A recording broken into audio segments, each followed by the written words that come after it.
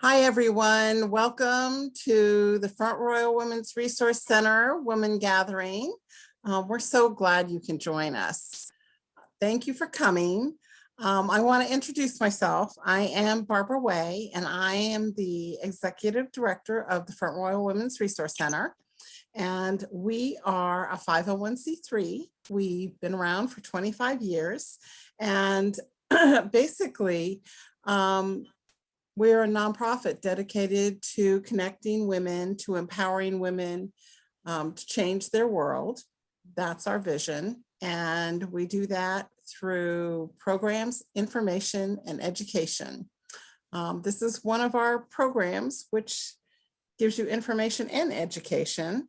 One of the things that we are really proud of is our Dare to Dream grants, and we just finished our Dare to Dream cycle, and I know the Dare to Dream committee is in the process of contacting grant winners and working with them, and we hope that you all will join us in March at our Dare to Dream breakfast, where we are going to honor all of our Dare to Dreamers. It will be virtual. We're sorry to say that is one thing we would love to have in person, but we're still staying as safe as we can. And with that in mind, please think about doing that. And that information is coming up. I see Tina has put it in the chat. It's Thursday, March 24th at 9 a.m. So keep looking for that. Go to our website. She'll put that in the chat too if she hasn't already. And that is just frwrc.org to learn more about us. I'm not going to spend any more time. I just want to kind of connect people and let you know who we are and what we're about. And this WomanGathering is hosted by our wonderful and amazing Eka Capiotis. Welcome, Eka. Thank you for coming. And Eka she's our moderator. She is an integrative body worker. She has an amazing business, dream weaving way. So that's something to check out. She is a longtime member and supporter of FRWRC, and she's a board member again now. She's been one in the past, and we're just thrilled to have her. So I'm going to let Eka introduce you to our wonderful guest, and I'm going to let her take it away. Thank you so much, Eka. Thank you. I really appreciate your introduction, and I'm so happy to be part of the Women's Resource Center. It's an amazing group, and I'm really happy tonight to have the opportunity to introduce people to Dr. Pownall, who is a veterinary. There you are. I figured it out. I'm so glad you're here. So you run the spay and neuter clinic at the Humane Society here in Warren County. And I'm really happy to have you here because, we are all a bunch of animal lovers. And I know that you've brought something really unique to the community. So I'm looking forward to hearing more about it. Thank you. Yep, you're welcome. I'm Alicia Pownall. I live in Martinsburg, West Virginia still. That's kind of been home base. I went to West Virginia University for my undergraduate degree, and then traveled down to Mississippi actually for veterinary school. And there was a big shelter program at Mississippi State, and that kind of sparked my initial interest. Most people go into vet school because they love the animals, and that is a small part of it. But coming out into the real world, you kind of realize how much it is educating people and bringing the animals are a small part of what your day-to-day ends up being, and just trying to bring light to their diseases and preventions and all of that kind of stuff. After I finished veterinary school, I worked in private practice for a couple of years, and back in West Virginia. And I just happened to kind of stumble across the ad for the the Warren County Spay Neuter Clinic, and which was pretty cool because my technician, she actually started working at the clinic with us too. So she kind of came with me when I decided to change jobs, but we had just had to put her dog down to sleep, and I was looking for a way to kind of memorialize that for her, and you know, keep his memory alive through helping other animals. And so she had adopted him through Warren County shelter. And so I was like, okay, I'll go on their Facebook, see what I can find. And it had just, I guess it was fate, I don't know, but they had just posted, hey, we're starting a spay neuter clinic and we're looking for a vet. And I'm like, like that wasn't necessarily what I was expecting. And I tell everyone, I was like, no, I wasn't necessarily looking for a new job or a new adventure or really sector of veterinary medicine to get into, because what we're doing at the spay and neuter clinic is truly population control and animal health for a wide variety of people. But it kind of turned out to be a perfect time to make that switch. It was about 2 years into a career that I had worked, you know, most of my adult life towards achieving. And I was like, well, yeah, no, I don't know if I do want to do this for the next 40 years. So it kind of ended up being perfect. And it was a kind of a scary jump because of being in COVID and trying to navigate those waters, especially when we were starting up at the spay neuter clinic. So we have been opened since last July, so a little about 6 months or so. And the first couple of weeks we actually partnered with For the Cat's Sake and did a whole bunch of community trapped cats, so cats that live out in their colonies, but not necessarily owned cats. So they get spayed or neutered, so they're not adding to the pet overpopulation, but they're not necessarily really adoptable animals because they've never been socialized and they're still feral in their core. So that's an organization that we worked with and did 2 weeks of just their cats, trying to get our groove and figure out what worked, what didn't work as far as preparations and stuff like that. And some people, I guess, give spay neuter clinics in the veterinary field, I guess, maybe a harder time in that, thinking that it's cutting corners or anything like that. But really, I'm doing the same surgeries I was doing in private practice, just on a larger scale, really. We do about 15 to 20 surgeries a day. And that kind of depends on the size of the dogs that we're having to tote around, or the kennel space that we have. Cats are smaller, so they kind of can maintain a smaller amount of space. And a lot of the dogs that we get are larger mixed breed dogs. So they obviously take up some more space. So yeah, that's kind of where I started and how I ended up here. I don't know if anybody has met Megan, which is the director of the shelter in Warren County. And it's funny because I had reached out to her on Facebook when I saw the ad, and I was like, hey, just interested in some more information. So she is not one you can easily say no to. She is one of those very direct personalities that you're just like, yeah, I'd like to be on board with her. So we talked on the phone, and she was like, okay, so what's holding you back? What can I do that would change your mind or make you take that step? And I was like, you know what? Yeah, that's a very good point. And I'll always remember that conversation, because it was that pivotal moment of like, okay, yep, I guess I'm got to try it because I want to work with her. So as far as other things that we kind of do, we see a variety of animals. We of course work with our own shelter at Warren County, but have gotten a good many animals from Astor Boyd and Winchester and the SPCA and a lot of the surrounding rescues and shelters, getting their adoptable animals good to go, as the shortage of staffing kind of happened across the board, really everywhere. The veterinary field has been hit just as hard, and everyone is begging for a vet. It's funny, when we were in school, they're like, there might be too many vets and you might have to really be pretty competitive for a job, but we're really seeing the opposite. Everyone's really needing the help and a good team. So I'm lucky to be where I'm at for sure, and have our team. It's me and my technician and our receptionist. So it's kind of a 3-man show for the most part. And that kind of cuts down the extra. It's just very focused and very much getting everything we need to do done.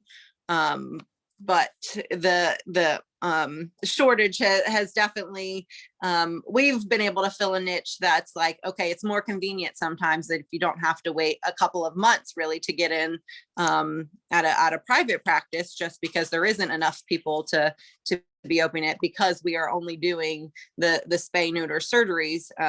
People can sign up one day, come the next day, and take their animal home that same day. There's not a lot of extra in between stuff that they're having to go through or navigate, which we're trying to make it as easy as possible to help the animals in our community, really. Obviously one of our main goals is population control, just from a standpoint of if we can control how many excess animals that are unplanned, unwanted, or the little kittens that everybody loves that you find outside but truly don't have a home or are ending up at the shelter. If we can decrease the amount of that's happening and help educating people to how to do it, when to do it, and that kind of thing.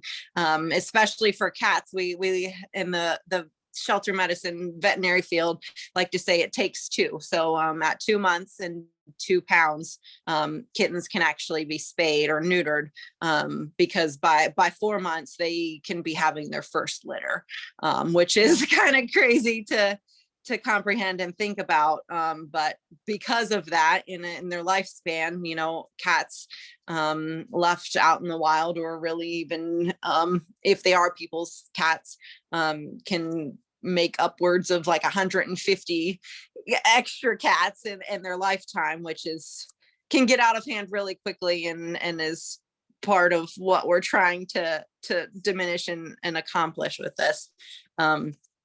Other things, like I kind of mentioned before, we definitely are getting a lot of those community cats. So the cats that are feral, we spay and neuter them, and then they go back to their colony. There's some rescues in the area that work with us, and as well as just good Samaritans that say, hey, this cat's been hanging around in our neighborhood for a while and we don't want 10 more. So we're gonna kind of nip it in the butt but before it gets to that point.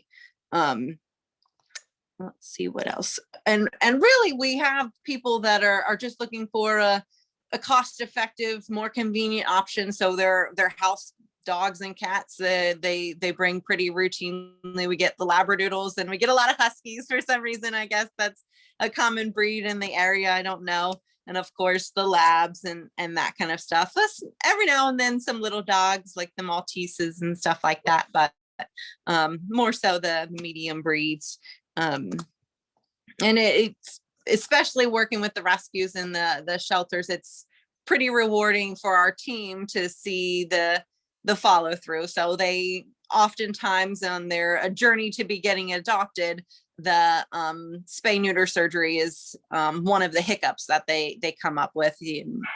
They're kind of waiting for that to happen before they can get adopted. So it's pretty cool to see all the happy endings that we help along. We're like, oh yay, they got adopted, and we try to follow through with as many of them as we can to just see that it's making a difference and that they're getting the home they deserve, which is pretty cool. A lot of people that come in often want to know, they're like, oh man, this is a really wild cat. I don't know how you're going to handle it. And so they want to know what our tactics or secrets are for that. And there's not a lot of secrets, I guess. We definitely have like thick cat gloves so that you can grab a hold of them if we need to without them being able to bite or scratch. But also there's a movement in the veterinary field to encompass fear-free tactics. So trying to make it as soothing and fearless as possible.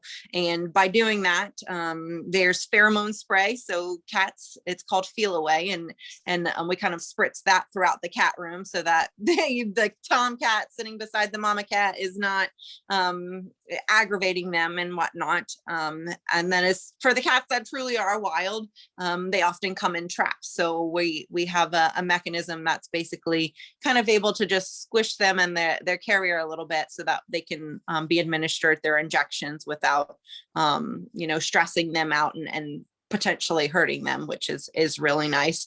And it helps that my technician is what I call a cat whisperer, definitely a cat guru, for the combative ones that I'm like, yeah, nope, that's all you. I'll take an angry dog most days, but the cats are definitely a breed of their own and deserve all the respect that comes with that, for sure. Other things, I guess, kind of like I like to talk with people about the benefits of spaying and neutering, aside from preventing unwanted litters that then we're tasked with finding homes for and loving homes, because oftentimes they are not always cherished as they should be. But the other benefits that kind of prolong lifespans or keep you out of the vet's office with an emergency that's kind of unexpected and can be costly, especially for the females. They are very prone to getting uterine infections. So when that happens, it's usually they go into heat. It's characteristically about 2 months later, they've ended up with an infection that's pretty life-threatening and requires emergency surgery right then. And a lot of people worry that spaying and neutering will increase their pet's weight. Like they're like, oh, once she's spayed, she's going to get chunky. But it's more so a change in their metabolism that happens, kind of, I guess, not dissimilar to people, but the metabolism changes. So we just have to finagle how we're feeding them. They're not the puppies they once were, so they don't need puppy food. They don't need all of the candy and snacks that we like to give them, being just more conscious of the calorie intake that they're getting. It's kind of like we can't eat the Halloween candy all the time and that kind of stuff, even though we want to. On the male side of things, they can have prostate issues if they're left intact at an older age. And of course, the myriad of cancers that either males or females can get is definitely something that's prevented. If we spay a female dog prior to their first heat cycle, their chances of developing mammary cancer down the line is like cut by 2/3. It's very, very unlikely that an early spayed female will develop mammary cancer down the line, which is pretty astounding, considering. Other things, I guess, the marking and wandering of dogs, especially, or the spraying of the male cats, which are very undesirable features, especially if that's happening in your household. And that's, people like to prevent that. And sometimes if it happens when they're a little bit older, that some of those behaviors are ingrained and not always changed by spaying and neutering, and making sure we talk with people about that expectation. So they're not like, oh, yep, this will be the fix. And it's not always, which is, neither here nor there. Other things, I guess, that we offer that is pretty good for the health of animals. A lot of people don't realize that a lot of the worms that dogs and cats can get, people and children can also get. So that's something that we definitely recommend getting them dewormed while they're with us. And oftentimes people do, just so that and they're not potentially infecting your family. If you bring in a kitten from outside and you're like, yeah, it's cute, let's keep it. And just things that you don't think about. So that's definitely important for us. I guess some things that I kind of have learned along the way and have thought about, and talking with you yesterday, you're like, okay, what's the deeper meaning of all this? And aside from, getting all of these pets and homeless animals, really, the surgeries they need and helping them on their journey. It's pretty cool how the network within our community and the animal veterinary community is pretty tight knit and pretty close. So we'll have people like in our lobby like, oh yeah, hey, they know each other and work together, and that's been pretty awesome to see unfold. And the leap of faith, I guess, that it took to say, yep, I'm going to go all in on this, and it being a completely new clinic. I'm not necessarily sure what to expect, but having good mentors and a good support system that says, yep, you should try it, let's go. Which is pretty cool to definitely have that support, and we do. The shelter is very supportive of the clinic and making sure everything's running smoothly and we're getting everything we need to done. So that's kind of everything I really had in mind to talk about. I'm open for questions or further conversation or thoughts, or if there's things that you want me to talk about, I definitely can. Somebody left a message, but I will come back to that. But I just wanted to ask some real basic questions about it. Sure. But no, I think it's really cool what you're doing, and I'm really glad to have you on because I had no idea. And so anyone can bring their animal there. It's not just for. Nope. Some spay neuter clinics are geared only towards rescues or only towards shelter animals, but we wanted it to be open for everyone because ideally, if we are starting in people's homes and helping them spay and neuter their pets, then there will be less animals that need to go to the shelters. So, and there's no like, oh, you have to be low income to go, or you can only, you have to meet certain criteria. Literally, if you call us up and say, hey, I want to schedule my pet, we're like, okay, sure. When would you like to come? That kind of thing. So no, there's no, kind of leaving people out.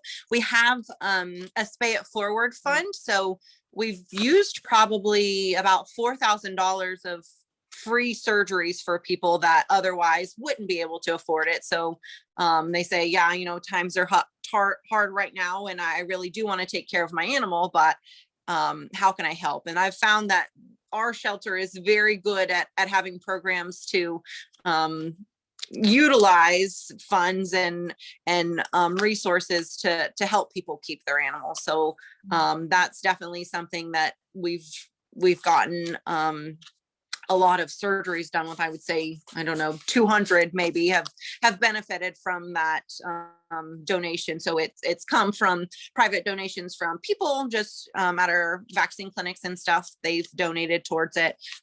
Sheer Elegance at Christmas time did Santa photos, and they donated the proceeds back to us for the Spay-it-Forward fund. And I think the Chamber of Commerce definitely gave us some funding towards that, and that's been pretty cool to see that they would otherwise not be able to get the surgery. So that's only for Warren County residents, and still not necessarily like, oh, you need to show me your pay stub to be able to benefit from that, but just say, hey, yep, times are hard, I would appreciate it. And we do it, no questions asked. But that's only for Warren County residents. But otherwise, we've had people that have kind of traveled from the area I'm from that are at clinics that I know people that have networked for us as well, and said, hey, I know that you may not otherwise be able to do this. Here's an option. So we've seen probably maybe an hour away is as far as people have traveled, but that's been pretty cool to see the depth of people that we've been able to reach through our services. So yes, to make a long answer to your short question, is anyone's welcome, and that's how it goes. Very cool. That is that's really wonderful. And I have, some questions have popped up. And Dr. Pownall, thank you for what you do to help animals. Question for you are, German Shepherd dog female is scheduled for a spay procedure. The vet asked if we prefer laser procedure, that it's better, however, there's an additional cost. Do you recommend laser procedure? Does it really matter? So being a spay neuter clinic, I'd be honest with you, like I said, I do the same procedure that I did in private practice that I do here, but we don't have the bells and whistles. So that may skew my opinion of it. I've definitely worked at places that have laser, and it's usually used in the approach. So basically to do a spay, you make an incision on their belly, and the laser is definitely used for that. And basically what the laser does is burns the tissue, I guess, cauterizes it as it's cutting.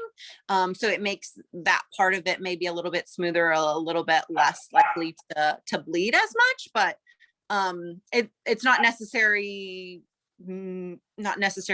necessary, or it's just kind of one of those things that's been a fad, maybe. Like some people really prefer to use it, so they encourage their clients to utilize the service, but to say it would be better or worse to do it that way, no, it's just kind of a doctor preference. Yeah. Okay, great. Thank you. If you hear a little beeping and barking in the back, that's my little puppy rescue from Louisiana, who's cool. will be 3 months old on Saturday. Oh my goodness. Monica, who asked the first question, also wanted to know, how do you stay motivated and engaged with the work, which I'm sure at times can be frustrating?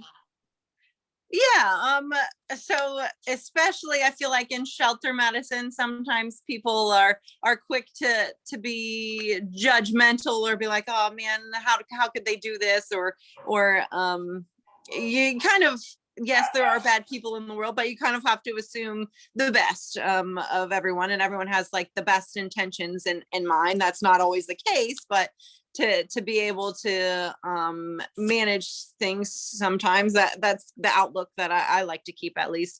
And yeah, I kind of expected it maybe to get a little bit boring because I'm just doing technically the same 2 procedures all day long, but I'm gonna start a list of the random incidental findings that we've found. And cats like to have uterine infections or weird things that they've found. One thing that's pretty common is cryptorchidism. So basically, in the males, only one of their testicles drops down, and the other one's lost somewhere, either in their belly or somewhere along the way. And so that's pretty common. So that can keep us on our toes a little bit. And really the variety of animals that we get, from the little Yorkies to the big German Shepherds. We don't do any procedures over 80 pounds, and people are like, okay, well, why are you excluding the big dogs? But just from sheer endurance and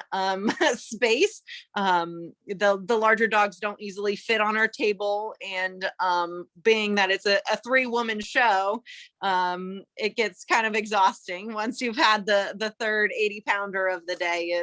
It's just not really feasible. So that's really the main limitation that we have. But most dogs kind of fit in the under 80 pounds sector. Every now and then, there's someone that we have to turn away, but that's one thing. Other ways, I guess, to stay engaged, like I said, I enjoy getting to meet all of the adoptable animals and playing a part in their journey, and that's something that's pretty special to me. So that part's pretty cool. And really, there's no 2 surgeries that are exactly alike. You have the puppies that are a little bit underdeveloped and a little bit easier sometimes to manipulate, and then especially seems like recently, the dogs that have had several litters, and you're finally making it to the point of, okay, we won't have any more litters, whether they're coming from the shelters or owned dogs.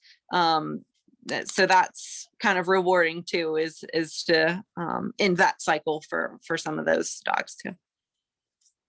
Yeah, that must be a really, I mean, that's such a great service that you're doing. And, you know, to slow down the population, because there's so many animals that wind up not being wanted or not being cared for. And, you know, and speaking of cared for, I'm really fascinated by this, you're fear-free certified. And I know you talked about using pheromones.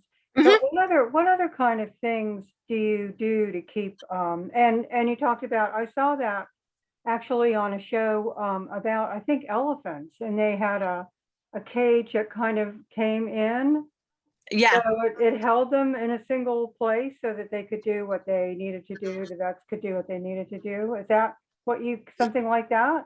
Yeah, that's the same general idea, so that they're not free to kind of run and do their thing. So a lot of fear-free tactics kind of stem from, it's pretty common, and it's finally like falling out of favor, I guess, of scruffing cats. So they basically pulling them by the neck. And the thought is that it's kind of like what their mother would have done to them, but it kind of is not the exact followed through the exact same way, because a whole handful coming from a person is definitely much more strenuous or stressful to the animals than the little pinch that maybe their mother was doing. So that's kind of fallen out of favor in general in veterinary medicine, but that's definitely something that we try to do. It's not like, okay, yank the next cat out of the carrier. We let them have their time to kind of sniff and smell and say, okay, yep, she's trustworthy. I'll come on out. Or some of them are scared, and so we don't push it. What we can, a lot of the carriers have the knobs that you can take off and just take the top off. So that way, if they're feeling safe in the bottom of the carrier that smells like their house and that kind of thing, you don't have to push them out of their comfort zone. You can kind of leave them there. I can listen to them. We can estimate their weight. We can look at their gums and their teeth and make sure that they're overall looking healthy. I guess one thing I didn't mention, when everyone comes in the morning, we have everybody drop off at one time at 8:15, and everyone gets a pre-op exam. So the feral cats that you can't actually touch before they're sedated, they kind of get the distance exam that says, yep, I don't see any upper respiratory disease, which is pretty common in cats, or other signs of illness or wounds or that kind of thing that we would be concerned with. But all of the other cats and dogs get the hands-on exam, so they get listened to, their gums checked, making sure they're not too pale or anything like that, and anything that would alert us, things that are concerning or would increase their risk of having an adverse event for anesthesia. Obviously we don't want to do. It's technically an elective procedure, so it's not life-threatening at that moment that we have to do it. If they have a heart murmur or seem much smaller or much thinner than maybe they should be for their age and breed and that kind of thing, then we don't necessarily have to do the surgery at that point. I usually call the owner and say, hey, your cat has a heart murmur. I don't think we should do this procedure today. It's not worth the risk. They should be further evaluated, for heart. Sometimes they can take x-rays or that kind of thing to make sure that we're not going to put them out at increased risk of having a poor outcome because of something we found on an exam that maybe could have been prevented. So yeah. That's fascinating. And that it's very reassuring too to hear about what you're doing and all the different ways that you work with the animals to make them feel comfortable. That's just, I think that's the way things should be going. The direction that life should be moving. So yes. A lot of the fear-free tactics, of course, involve food. So we can't do those. A lot of dogs are motivated by treats, and because they can't eat the day of their surgery, that kind of gets we don't get to utilize that. But if you, in a regular veterinary practice, if you see fear-free tactics utilized, there's lots of squeezed cheese and peanut butter and those kinds of things to keep them distracted from having to get their vaccinations or their exam or anything like that. Yeah. I have another question, and I did see that Monica asked you a question. How many pets do you have? How many pets do I have? I have 2 dogs. They're Okay. surprisingly being behaved right now. I have one of my first surgery dog in veterinary school. So basically they suckered us into it, I think. And in the second year of vet school, we get in our surgery groups to learn our surgery procedures and the anesthesia and all that kind of stuff. But they bring in shelter animals that of course need adopted, for all the students to take care of all week. We were responsible for feeding and watering and walking and socializing them while the week that we had them. And then of course, at the end of the week, we did their spay or their neuter, and then they were supposed to go back to the shelter, but that oftentimes didn't happen. And so, yeah, I got a black lab from Mississippi that he came back with me, and I had adopted a coonhound mix before I went to veterinary school. So those are my 2 boys. They're probably about 60 pounders. I was gonna say they're big ones too, or pretty big. Yep. Yeah.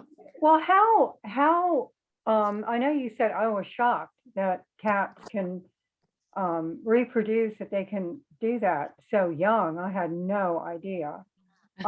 What do you recommend for dogs? Yeah. So dogs are one of the things that everyone kind of has a different opinion of.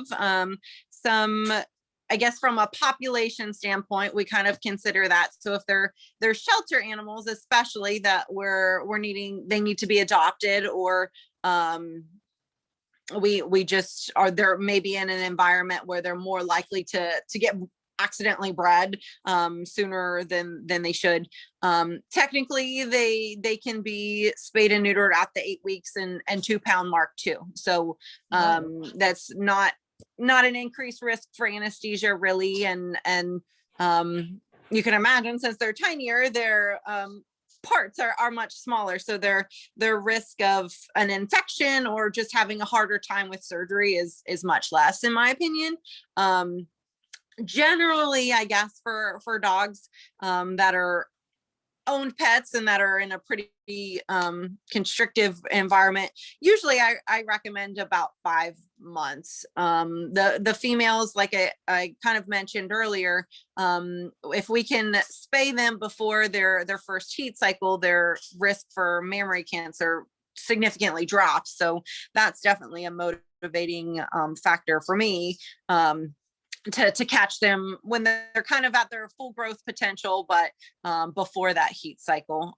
There's been some studies that were concerned with larger breed dogs that they maybe spaying and neutering them early can cause joint issues and stuff like that down the line. And I kind of have seen a mixed bag of that. I've seen dogs that have been left intact and still have torn their knee by their 2nd birthday and that kind of thing. So it's not necessarily a has to happen or should happen. It's kind of a weighing the cost benefit of that maybe, and the fact that most of the time, if they're spayed and neutered at 5 or 6 months of age, that's kind of a general recommendation, I think, across the board. And we, being that we don't do dogs over 80 pounds, we kind of maybe exclude a lot of the giant breed dogs, which may benefit from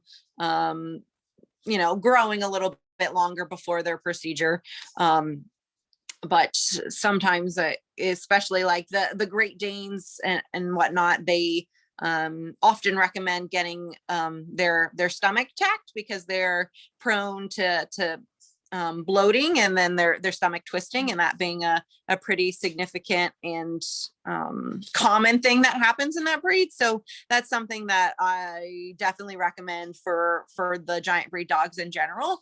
And so waiting a little bit longer for those dogs is definitely kind of the standard recommendation, but generally speaking, I would say the 5 to 6 month range is pretty good for everybody. Great. Okay, that's good to know. Monica says, thank you for your answer. And I don't see any other questions now. So, and it's probably, we're getting a little bit close to time to wrap up, but I really appreciate all the details. I had really had no idea that this was happening, and it's very good to know. And of course, since I have a puppy, that's even better. Right. Yeah.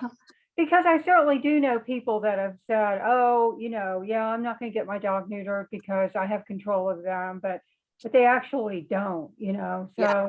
it's really what you're doing for the community is very valuable, I think. So thank you. Yeah, absolutely. We think so too. And it's been definitely a learning curve of figuring everything out as far as best ways to do it. But I think probably we've done about 1,500 animals so far. Wow. Yeah. Okay. So Yeah. that we're pretty proud of that for sure.